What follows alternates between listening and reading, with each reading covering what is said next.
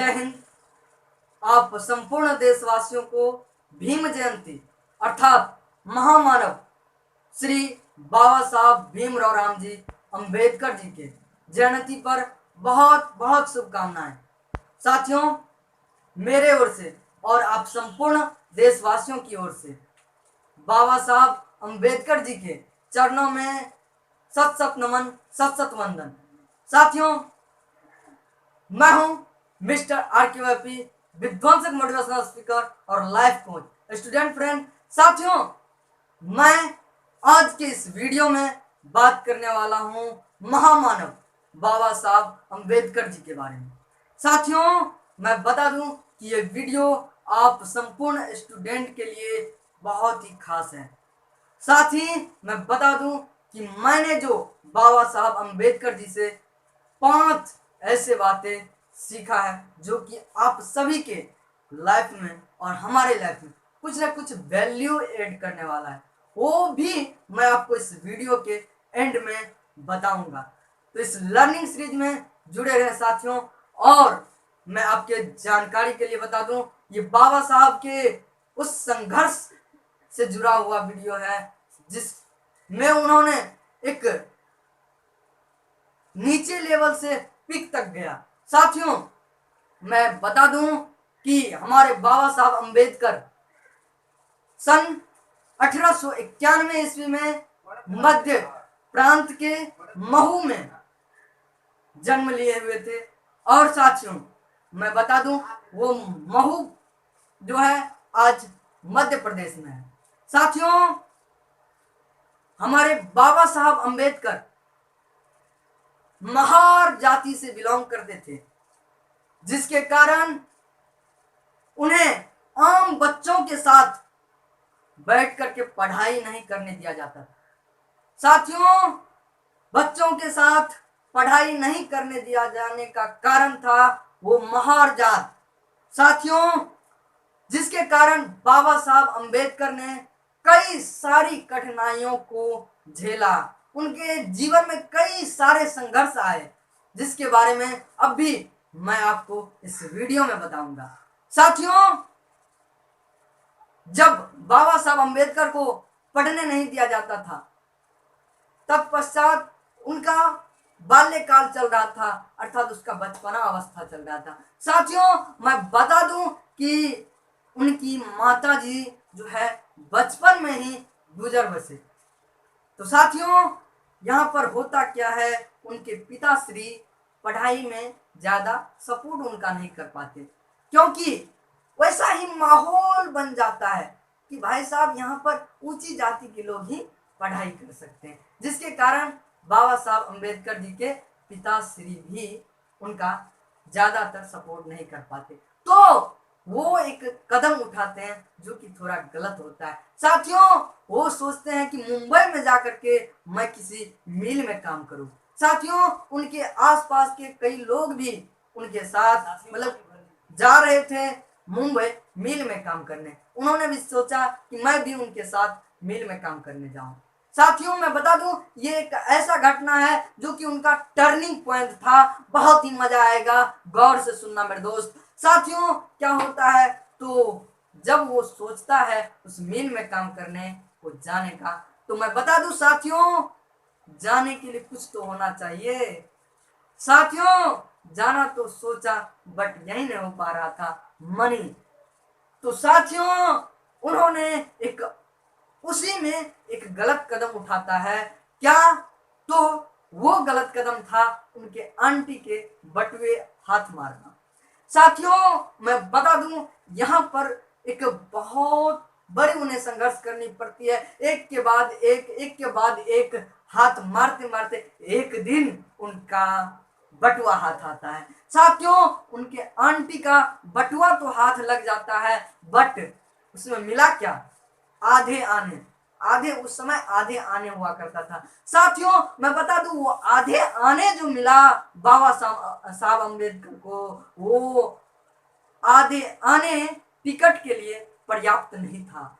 साथियों, यहाँ पर उनका टर्निंग पॉइंट आता है। वो बाबा साहब अम्बेडकर तभी सोचते हैं कि साथियों, अगर हमें इस समाज को बदलना है तो मजदूरी नहीं, पढ़ाई करनी होगी, और तभी वो अपने पिताश्री के साथ निकल पड़ते हैं अपने शिक्षा रूपी तलवार का धार बढ़ाने।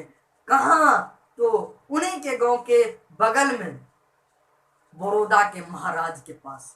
साथियों, बहुत ही गर्व की बात है कि बाबा साहब अम्बेडकर बड़ौदा के महाराज के पास जाते हैं और अपना जो परिस्थिति था वो बताते हैं। साथियों, वो अपने परिस्थिति को जब बताते हैं महाराज के पास, तो महाराज भी उनके परिस्थितियों को समझते हैं। साथियों, मैं बता दूं कि वो राजा भी कितने वैभवशाली थे, गौरवपूर्ण थे, कितने समझदार थे कि बाबा साहब के परिस्थितियों को समझे।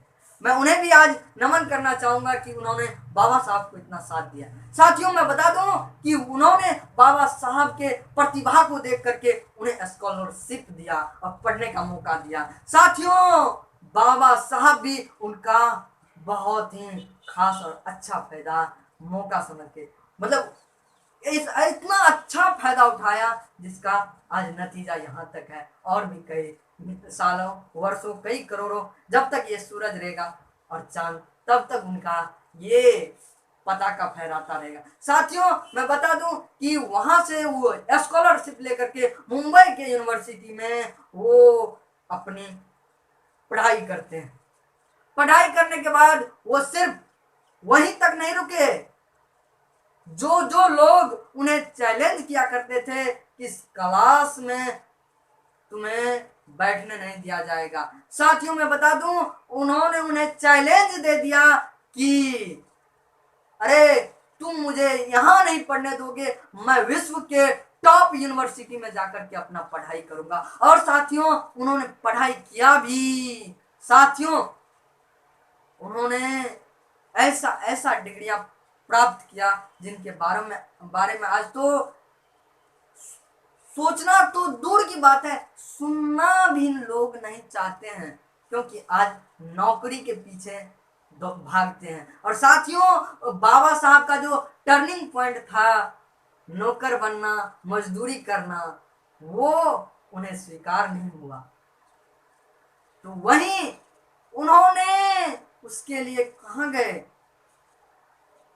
अमेरिका के सबसे टॉप यूनिवर्सिटी, अमेरिका के ही नहीं बल्कि वो पूरे विश्व में टॉप यूनिवर्सिटी है, अमेरिका के कोलंबिया यूनिवर्सिटी। साथियों, अमेरिका के कोलंबिया यूनिवर्सिटी में जाकर के उन्होंने बीएससी का तैयारी किया, डीएससी किया, उन्होंने डीएससी का डिग्री लिया। डीएससी ही नहीं, एमएससी, डीएससी, पीएचडी, ऐसे कई डिग्रियां, 32 डिग्रियां ली मेरे दोस्त, 32 डिग्रियां। और साथ ही 32 डिग्रियां ही नहीं, साथ में 9 भाषाओं का ज्ञान भी लिया, 9 भाषा उन्हें आते थे। और साथ में साथ ही मैं बता दूं, उन्हें इतना ही नहीं, 64 विषयों का मास्टर भी बना। वो कितने? 64 विषयों का मास्टर भी बना। साथियों, मैं बता दूं, वो 64 विषयों के मास्टर बनने के बावजूद भी उन्हें इतना संघर्ष सहना पड़ा, जिसका आज हम यार सोचना तो दूर की बात है, फील भी नहीं कर सकते हैं। साथियों, मैं बता दूं कि वो दुनिया के टॉप यूनिवर्सिटी से 32 डिग्रियां, 9 भाषाओं का ज्ञान और जो है 64 विषयों का मास्टर बनके जब भारत आते हैं, कहाँ? जब भारत आते हैं तो वो उस महाराज के प्रेम को नहीं भूलते हैं, उनके परोपकार को नहीं भूलते हैं। वो महाराज के पास जाते हैं और कहते हैं, मैं आपका ऋणी हूँ, मैं चाहता हूँ कि महाराज आपका सेवा करूं। तो महाराज क्या करते हैं, तो उन्हें मिलिट्री का जॉब दे देते हैं। साथियों, उस समय में मिलिट्री का जॉब बहुत महत्व होता था उसका। साथियों, बहुत बड़ा वो भी नौकरी हुआ करता था। साथियों, मैं आपको बता दूं कि जब वो मिलिट्री का जॉब क्या करते थे, जब वो कुर्सी पर बैठते थे शाम से, तो भी वो उस समय भी गर्व नहीं फील कर पा रहे थे। अपने आप को कंफर्ट नहीं फील कर रहे थे। क्यों? क्योंकि उस समय भी उनके पीछे छुआछूत लगा हुआ था। साथियों, मैं बता दूं कि उनके पीछे जो छुआछूत ये था, वो इस प्रकार से था कि जब वो कुर्सी पर बैठे हुए रहते थे, तो वो तो मिलिट्री अफसर थे ना, तो उनके साथ फिर भी किस प्रकार से किया जाता था बरकत, कि उनका जो चपरासी प्यून हुआ करता था, वो छुआछूत के कारण उनका फाइल जो है फेंक करके दिया करते थे उन्हें। साथियों, कितना वहां पर महसूस, वो क्या महसूस करते थे, समझ सकते हैं वहां पर क्या होता था उन्हें, कितना दर्द होता होगा कि इतना पढ़ाई लिखाई, इतना डिग्रियां, इतना भाषाओं का ज्ञान, इतना भाषाओं का, इतना सब्जेक्ट का, इतना विषयों का मास्टर होते हुए भी वो एक छुआछूत से के कारण अपने आप को कंफर्ट फील नहीं कर पा रहे थे। साथियों, मैं बता दूं कि बाबा साहब अंबेडकर फिर वहां से निकल पड़ते हैं। फिर क्या होता है, तो वो एक मुंबई के यूनिवर्सिटी में प्रोफेसर का जॉब लेते हैं। उन्हें जब प्रोफेसर का जॉब मिलता है तो सोचते हैं अब तो कुछ होगा, अब कंफर्ट फील करेंगे, अब कुछ अच्छा हो जाएगा। साथियों, वहां पर भी मैं बता दूं, वो कंफर्ट फील नहीं कर पाते हैं, क्योंकि वहां पर भी जो और दूसरे प्रोफेसर होते हैं, वो पानी तक शेयर नहीं करने देते थे एक दूसरे के साथ।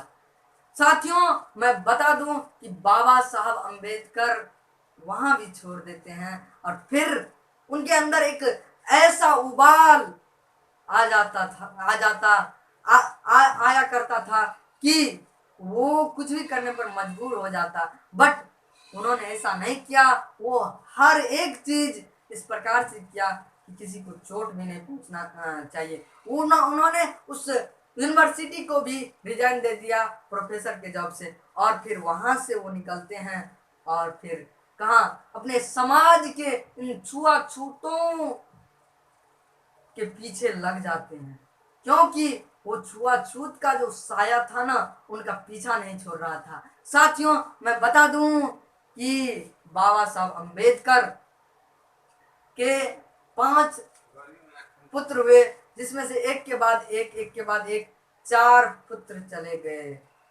4 पुत्र चले गए। साथियों, एक बचा, और साथ में उनकी जो पत्नी थी रमाबाई, वो भी ज्यादा दिन तक उनका साथ नहीं दे पाई।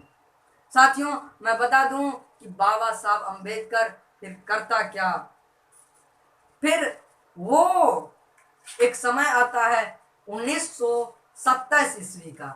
1927 ईस्वी में उन्होंने एक महासत्याग्रह किया। वो सत्याग्रह क्या था? कुएं का पानी। उन्होंने अपने सभी अनुयायियों के साथ कहाँ चले गए? उस कुएं पर चले गए, और फिर वहां पर पानी पिया। तत्पश्चात क्या होता है, तो वहां के लोगों को पता चल जाता है कि अंबेडकर समाज के जो है, दलित समाज के सभी अनुयायी जो है वहां पर कुएं पर पानी पी रहे हैं। फिर आके वहां पर पिटाई लगते हैं।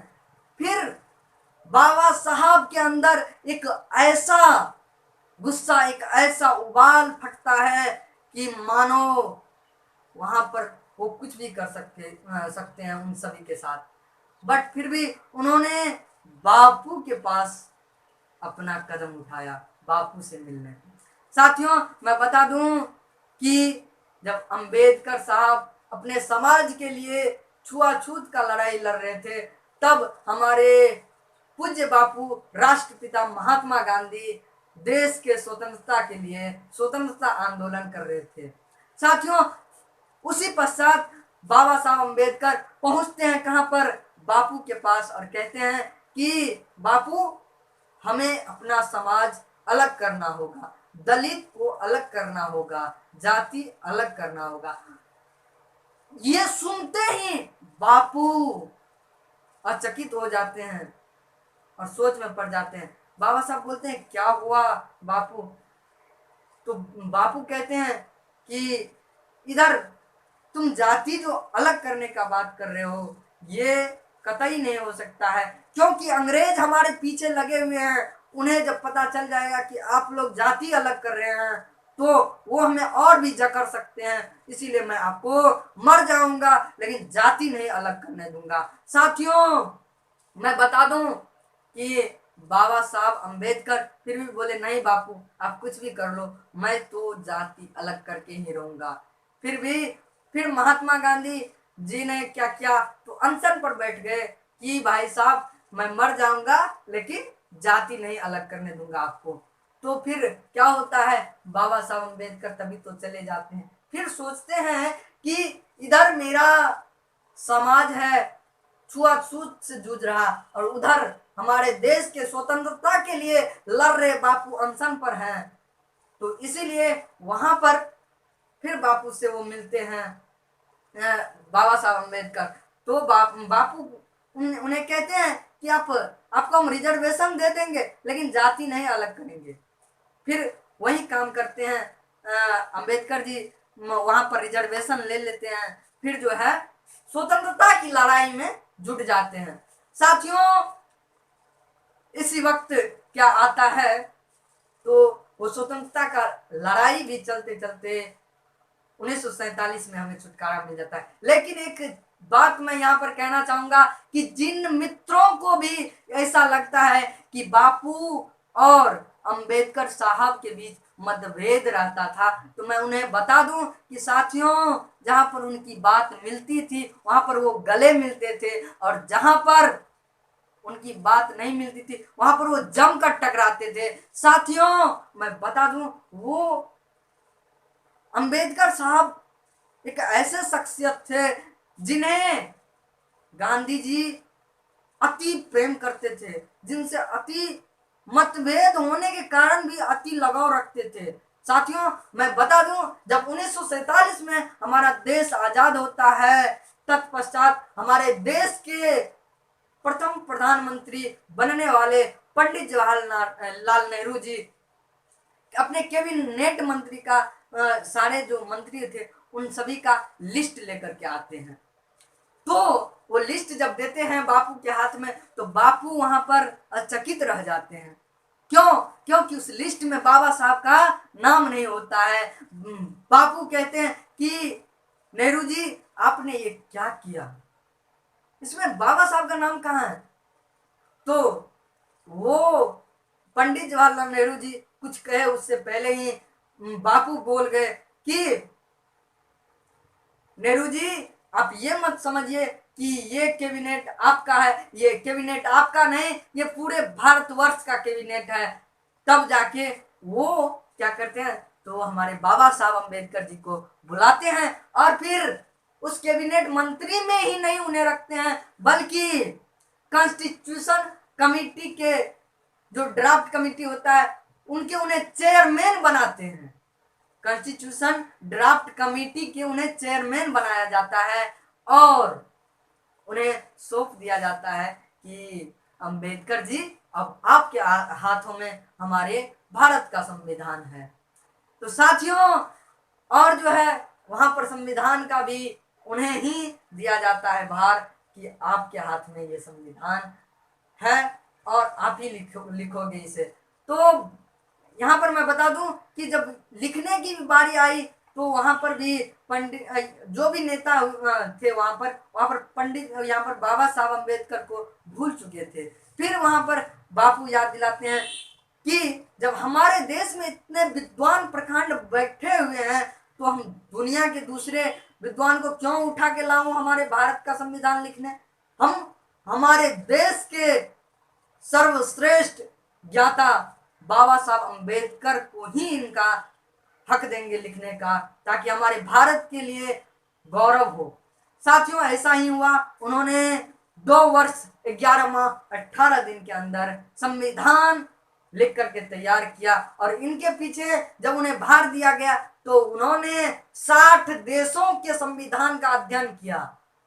साथियों, कितना सोच सकते हैं, 60 देशों का संविधान का अध्ययन किया बाबा साहब अम्बेडकर, फिर जाकर के हमारा जो है भारत का संविधान, भारत सबसे बड़ा और सबसे सुविख्यात और जिन्हें सोच नहीं सकते हैं अनबिलीवेबल संविधान लिखते हैं।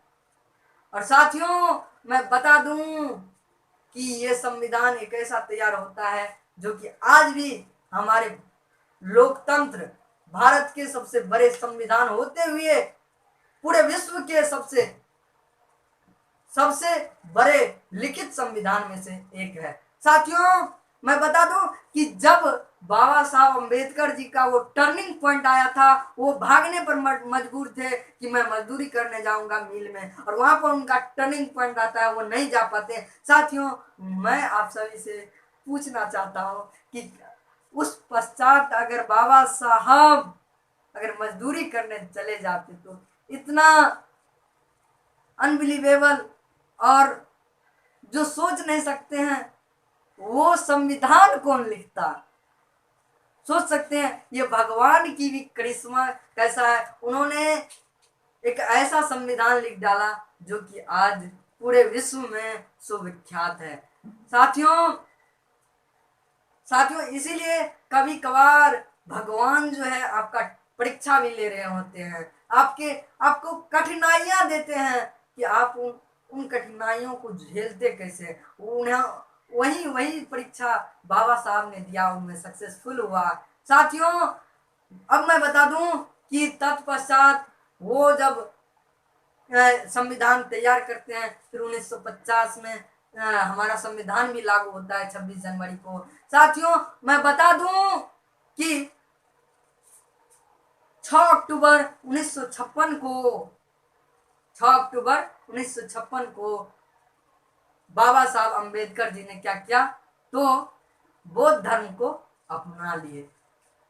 बौद्ध धर्म को अपना लिए, जिस धर्म में अहिंसा परमो धर्म है। साथियों मैं यहाँ पर धर्म की बात आई तो मैं बता दूं कि ये जो जाति धर्म छुआछूत चल रहा है, ये एक आडंबर फैलाया जा रहा है हम हमारे और आपके द्वारा। ये हमारे जो पूर्वज थे उनमें भी कई सारे थे, वो नियम कानून ऐसा लगा गए कि हमें छुआछूत के एक बंधन में बांध दिए। ऐसा नहीं है, हमारे देश का हमारे जो धर्म का जो भी ग्रंथ है उसमें ऐसा चीज नहीं बताया गया है। मेरे दोस्त मैं बता दूं कि भगवत गीता में लिखा हुआ है कि आत्मत्व सर्वभूतेषु, आत्मत्व सर्वभूतेषु। साथियों इसका मतलब होता है कि सभी जीव आत्माओं को अपने समान मानिए। क्या है? आत्मत्व सर्वभूतेषु, अर्थात सभी जीव आत्माओं को जो है अपने समान मानिए। हमारे वो भगवत गीता है उसमें बताया गया है। ये बौद्ध धर्म का मान्यता है कि सभी जीव जंतुओं को अपने समान मानिए। वही चीज हमारे गीता जी में भी लिखा हुआ है कि सभी धर्म को सभी जीव जंतुओं को अपने तरह मानिए। साथियों मैं बता दूं कि ये जाति धर्म बहुत ही नीचे लेवल से उठाया गया है, ये आडंबर फैलाने के लिए। मैं यहाँ पर एक कहानी आप सभी को बताना चाहूंगा। वैसे यहाँ पर मैं बताऊं कि नहीं, बता देता हूँ कैसे आडंबर फैलाया जाता है और ये अंधविश्वास कैसे फैलाया जाता है। एक बार की बात है, एक बारात जा रहा होता है।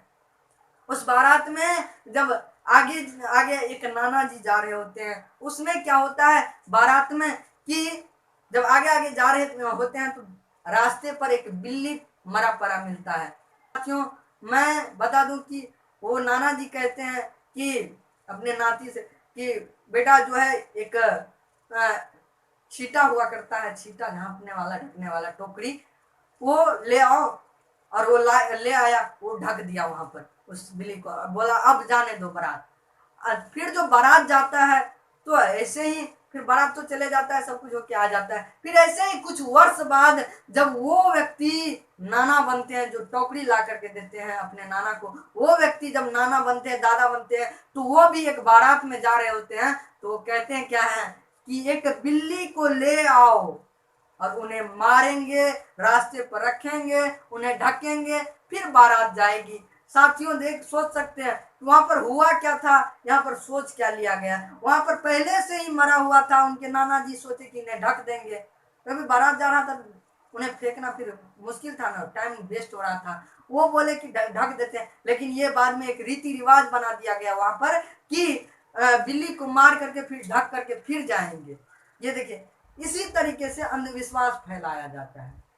तो इसीलिए उन बातों को समझना चाहिए। कुछ भी ऐसा नहीं है, किसी भी धर्म में ऐसा मान्यता नहीं है छुआछूत। इससे उठिए ऊपर और फिर हमारे भारत का, हमारे देश का, हमारे समाज का और हमारा भी सर्वांगी विकास होगा। साथियों, अब जब वो 6 अक्टूबर 1956 ईस्वी को क्या करते हैं, तो बौद्ध धर्म अपनाते हैं। फिर जाकर के क्या होता है, तो हमारे बाबा साहब अम्बेडकर जी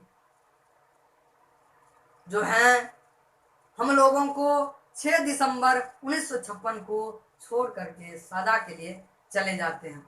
साथियों, मैं बता दूं कि ये लोग छोड़ करके नहीं जाते हैं, ये तो अमर होके जाते हैं। साथियों, ये जो हमें 6 दिसंबर 1956 को छोड़ करके गए, ये छोड़ करके नहीं गए, अपने कुछ संस्कार, अपने कुछ विचार हम सबों को दे करके गए। लोग कहते हैं कि क्या तू लेके आया, क्या तू लेके जाएगा। अरे, कुछ लोग ले करके नहीं जाते हैं, बट कुछ संस्कार, कुछ विचार ऐसे छोड़ करके जाते हैं जो युगों युगांतर तक याद किए जाते हैं। साथियों, मैं बता दूं कि बाबा साहब अम्बेडकर को कई भारत रत्न जैसे कई बड़े बड़े पुरस्कार भी मिलते हैं। साथियों, ऐसे महान विचारक वो बाबा साहब अम्बेडकर थे, जिनके बारे में मैं कहूँ कि अभी तो मैं बहुत कम बोला हूँ। साथियों, उनके बारे में बोलना हमारे लिए सूर्य के आगे दीप दिखाने के समान होगा। साथियों, फिर भी सूर्य के आगे दीप दिखाना तो कंपेयर नहीं हो पाता है, वो बहुत ही कम ही हो पाता है। साथियों, उसी तरीके से मैं भी बाबा साहब अम्बेडकर के बारे में कितना भी बोलूं बहुत कम ही होगा। साथियों, फिर भी दीपक क्या होता है, तो अपना प्रकाश दूसरों को प्रकाशित करने के लिए प्राप्त, वो दूसरों को देता ही है। तो उसी तरीके से मैं भी सोचता हूँ कि मैं भी अम्बेडकर साहब जी के द्वारा अम्बेडकर साहब जी के गुणों को अपने द्वारा दूसरों को प्रकाशित करूं। इसीलिए साथियों, मेरे पास तो उनके बारे में और भी कई चीजें कहने के लिए शब्द ही नहीं जुट पा रहा है, वरना उनके लिए तो मैं बोलते बोलते अपना सारा जीवन बिता सकता हूँ। साथियों, अब चलते हैं उस इम्पोर्टेंट लर्निंग सीरीज के बारे में, जिसके बारे में मैंने कहा था आपको कि मैं लास्ट में आपको 5 लर्निंग दूंगा जो कि मैंने बाबा साहब अम्बेडकर से सीखा है। जी हाँ मेरे प्यारे दोस्तों, मैंने जो बाबा साहब अम्बेडकर से सीखा है 5 बातें, वो मैं आपको बताना चाहूंगा। साथियों, पहला है, नंबर फर्स्ट, शिक्षा की इच्छा। साथियों, शिक्षा की इच्छा हमारे बाबा साहब अम्बेडकर जी का पहला उद्देश्य है कि शिक्षा की इच्छा होनी चाहिए आप में। मैं बता दूं कि जब बाबा साहब अम्बेडकर विदेश में हुआ करते थे, तो वहां पर वो लाइब्रेरी जाया करते थे। वो 18 घंटे लाइब्रेरी में रहते थे। साथियों, मैं बता दूं, सुबह को जब गेट खोलने आते थे प्यून लाइब्रेरी का, तो आधे घंटे पहले से खड़ा हुआ करते थे और सबसे आखिरी में वो निकलते थे। कभी कभार तो ऐसा हुआ करता था कि बाबा साहब अम्बेडकर प्यून से कहते थे कि थोड़ा देर और रुक जाते तो अच्छा होता। साथियों, मैं बता दूं कि बाबा साहब अम्बेडकर इतने इच्छा रखते थे पढ़ाई के लिए कि उनका वर्णन नहीं कर सकते हैं। साथियों, ऐसे थे हमारे बाबा साहब अम्बेडकर। तो इसीलिए जब तक जिंदा है तब तक सीखते रहना चाहिए इंसान को। इसीलिए शिक्षा की इच्छा पहला उद्देश्य था। साथियों, दूसरा है ऑलवेज बी कॉन्फिडेंस। दूसरा है ऑलवेज बी कॉन्फिडेंस। साथियों, मैं बता दूं कि बाबा साहब हमेशा कॉन्फिडेंस में हुआ करते थे। संविधान सभा में जब वो खड़े हो जाते थे तो कईयों के पसीना छूट जाया करता था। साथियों, मैं आपको बता दूं कि बाबा साहब अम्बेडकर वो शख्स थे जो बापू, भारत के राष्ट्रपिता भी, उनके बातों को अच्छी से समझते थे। इसीलिए और इसीलिए वो अच्छे से समझते थे, क्योंकि वो हमेशा कॉन्फिडेंस में हुआ करता था, अपने कॉन्फिडेंस को नहीं भूलते थे। बापू के पास कई सारे लोग थे, वही रहता उसके पास अगर कॉन्फिडेंस नहीं रहता बाबा साहब अम्बेडकर के, तो आज हमारा भारत का संविधान कोई और बना करके चला गया रहता। इसीलिए मेरे दोस्त मैं बता दूं कि हमारे बाबा साहब अम्बेडकर सेल्फ कॉन्फिडेंस थे, तो वो आपको बताते हैं, हमें बताते हैं कि सेल्फ कॉन्फिडेंस रहिए। उसके बाद तीसरा है, जिंदगी में सिर्फ अपने बारे में नहीं बल्कि अपने समाज के बारे में भी सोचिए। अपने बारे में ही नहीं बल्कि अपने समाज के बारे में भी सोचिए। अब साथियों साथियों मैंने एक चीज यहाँ पर मैं बता दूं कि अपने बारे में ही नहीं सोचिए बल्कि अपने समाज के बारे में सोचिए। यहाँ पर एक ऐसी लर्निंग सीरीज है जो कि आपको मजा आने वाला है। मैंने आपको बताया था पहला नंबर में शिक्षा की इच्छा, जब वो लाइब्रेरी में हुआ करते थे तो उन्हें प्यून जब उनका गेट खोलने आते थे, गेट बंद किया करते थे, तो पढ़ते रहते थे, बोलते थे थोड़ा देर रुक जाइए, लेकिन वहां पर वो प्यून कहा करते थे, अरे भाई यार आप जाओ खेलो बच्चों के साथ, मतलब कि उनके एज के जो खेल रहे होते थे मैदान, तो बोलते थे कि जाओ आप भी खेलो, इतना क्यों पढ़ते हो। तो बोलते थे कि अगर मैं भी उनके साथ जाके खेलूंगा तो उनका उनका याद कौन रखेगा, उनका याद कौन रखेगा।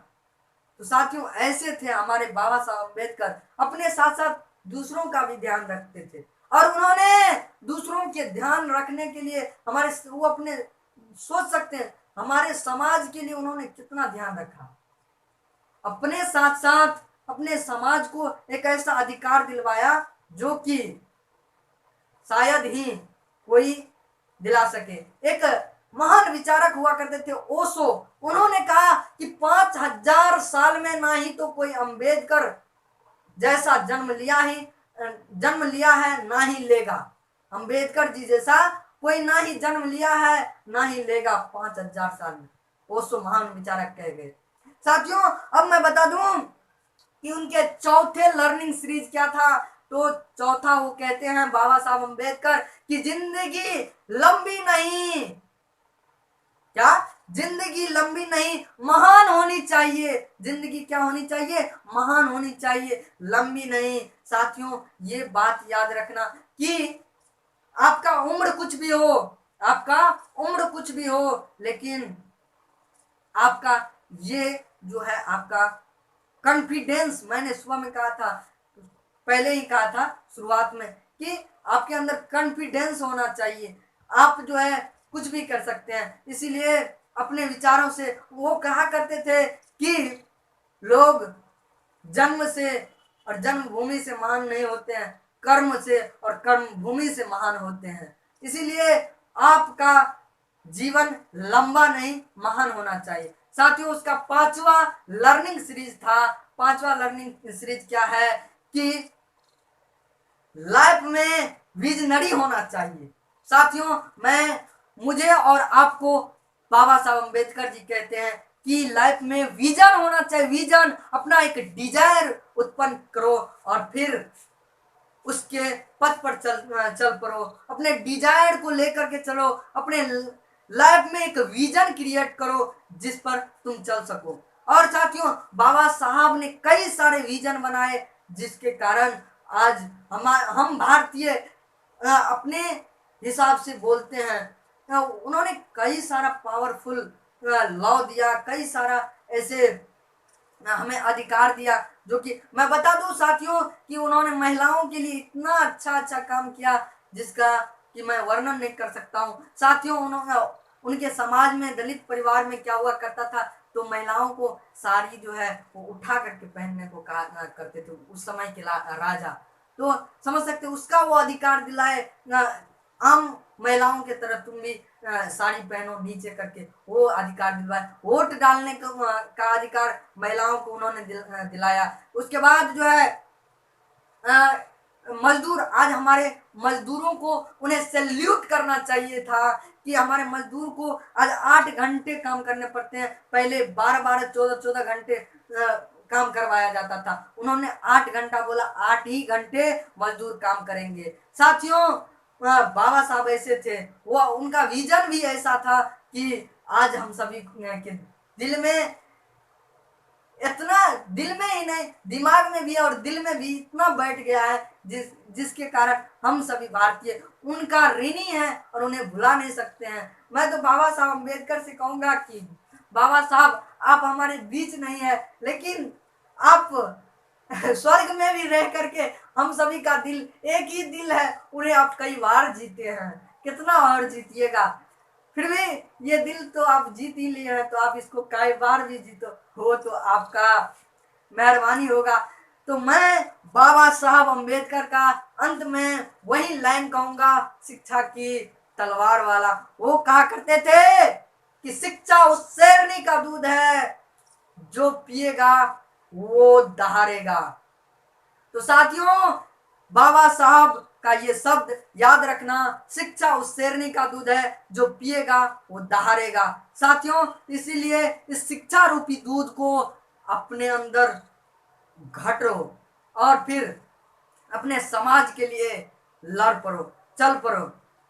आज साथियों, मैं कह रहा हूं कि हमारे देश में आज बाबा साहब अम्बेडकर एक ऐसा नाम है जो कि हम सभी को गर्व होता है। हमारे बाबा साहब अम्बेडकर आज हमारे भारत में ही नहीं बल्कि विश्व में भी पूजे जाते हैं, और इस तरीके से पूजे जाते हैं कि हम सभी भारतीयों को ही नहीं बल्कि ऊपर बैठे भगवान भी होगा, वो भी गर्व महसूस कर रहा होगा। साथियों, मैं बता दूं कि उन्हें कोलंबिया यूनिवर्सिटी से उन्होंने जब रैंक फर्स्ट लाया था, विश्व में नंबर 1 पोजीशन आया था वो, और डीएससी का डिग्री प्राप्त किया था। साथियों, मैं बता दूं वो इतने महान व्यक्ति हुए कि उनका आज सिंबल ऑफ एजुकेशन उसे माना जाता है। कोलंबिया यूनिवर्सिटी के गेट पर उनका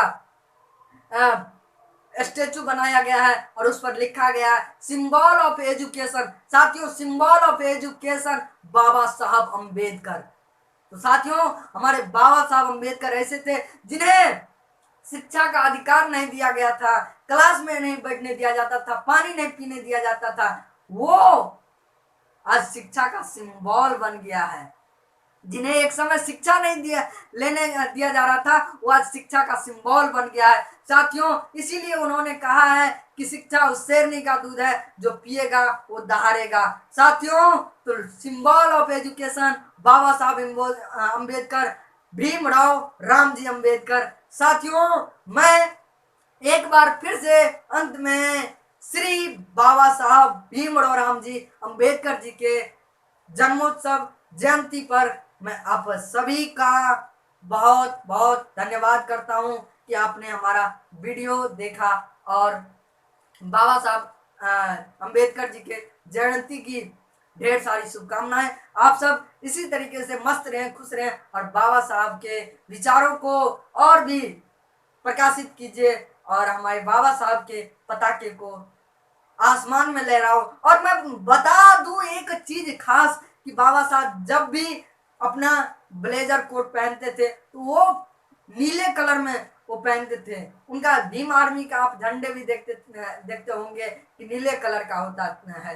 तो बाबा साहब का जो कोट नीले कलर का होता है वो आसमान का कलर होता है, नीला। इसीलिए मेरे दोस्त, मैं आपको बता दूं कि बाबा साहब अम्बेडकर आसमान में अपना पताका फहराने का इरादा रखते थे। इसीलिए अपना जो है ऐसा इरादा रखिए, अपना एक ऐसा शिक्षा रूपी तलवार बनाइए कि आप इस धरती लोक पर ही नहीं आसमान लोक पर भी आप अपना शिक्षा का तलवार चला सको। साथियों, तो इसी के साथ मैं आप सभी से कहना चाहूंगा, अपने प्यारे भाइयों से कहना चाहूंगा, अपने प्यारी बहनों से कहना चाहूंगा कि आपको बाबा साहब अम्बेडकर ने इतने सारे अधिकार दिए, इस अधिकार का सदुपयोग कीजिए और आप बाबा साहब के पथ पर चलिए और एक शिक्षित भारत का निर्माण कीजिए, तभी हमारे सर्वश्रेष्ठ भारत का निर्माण होगा। मैं फिर से वही कहना चाहूंगा कि शिक्षा उस शेरनी का दूध है, जो पिएगा वही दहाड़ेगा, और जो पिया है वो दहाड़ा है। मेरे प्यारे शेर शेरनियों, आप भी पियो और दहाड़ो। साथियों, मिलते हैं किसी ऐसे ही नेक्स्ट वीडियो में जानदार शानदार सेशन के साथ। तब तक जय भीम आर्मी, जय भारत, वंदे मातरम। साथियों, मिलते हैं किसी नेक्स्ट वीडियो में, तब तक के लिए जय हिंद।